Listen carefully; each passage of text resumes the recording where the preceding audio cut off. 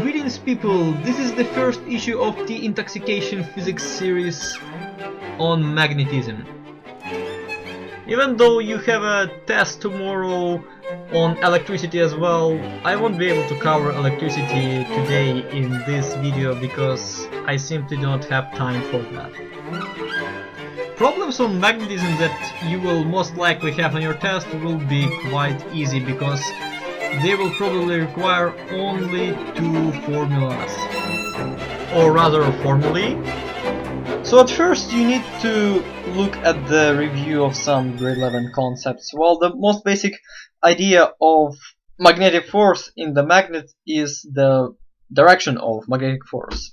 Magnetic force always moves from north to south when it's not in the magnet, but within the magnet there is actually a force from south to north. A good visualization of this concept can be seen on the example of 2 Koreas, where obviously it's easier to get from south to north by just simply crossing the border, but it's quite hard to get from north to south because of the closed border, so that's why refugees have to use roundabout path to achieve south. Also, you need to remember the 2 notorious right-hand rules from grade 11. One of them was the right-hand rule for the current in the wire.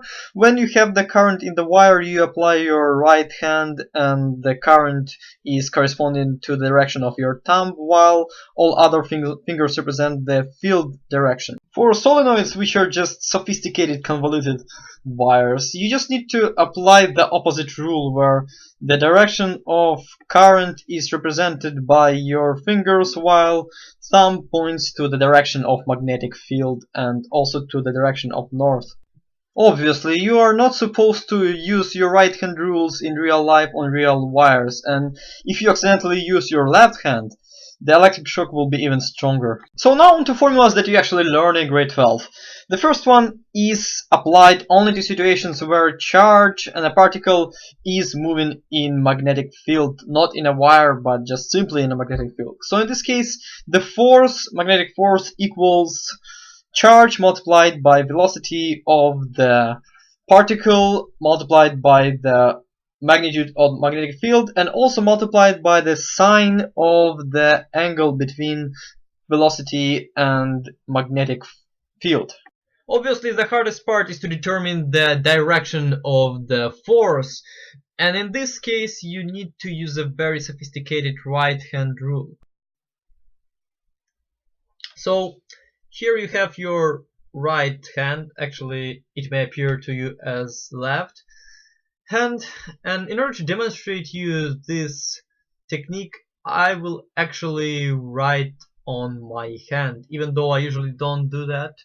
And I will do it with my left hand, which is even a greater sacrifice, but it's all for education of you people. So first of all, you have your velocity, which is represented by the thumb. You have your magnetic field, which is represented by the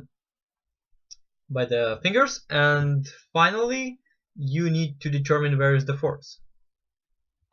So if your charge is actually positive, your force will be right here on the palm.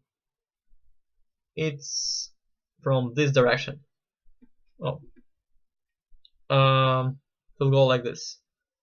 It's only for positive charge.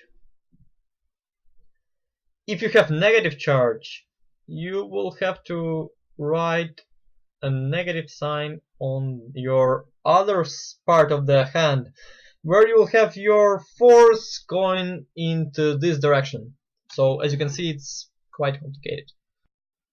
If you make a tattoo on your hand on your right hand only with such signs, you will never ever fail a magnetism question in your life.